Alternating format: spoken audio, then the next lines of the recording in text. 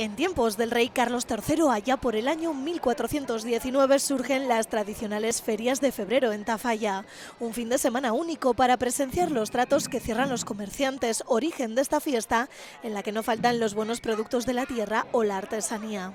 Al final esto anima al pueblo, hay gente, atrae a la gente. Con estas disfruto, porque son las mías. Estas costumbres no hay que perderlas y cada vez viene más gente y los de Tafalla estamos encantados. Hay un ambientico muy majo, pues ahora el vermú y bueno, yo creo que es muy bueno. La música también tiene su protagonismo.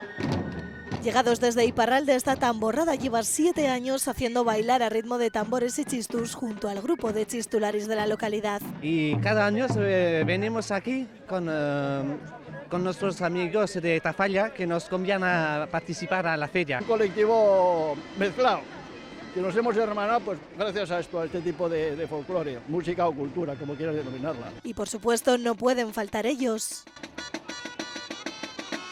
Los gigantes de la localidad que aprovecharon esta feria para presentar a sus 2 nuevos integrantes. Les dijimos que fuesen jóvenes, que fuesen así mágicos y luego así sonriendo, ¿no? Pues porque al final un dancharí serio no puede ser. Primero se modela en barro, luego hacemos unos moldes, los sacamos en poliéster, se pintan y luego ya pasa a la sastrería, que es el que le realiza el traje, ¿no? Y ahí me puse con metros y metros de tela a tope y la verdad que bien, inspirándome las fotos que me pasaban. Un fin de semana que culminó con la tradicional rifa del Cuto Divino.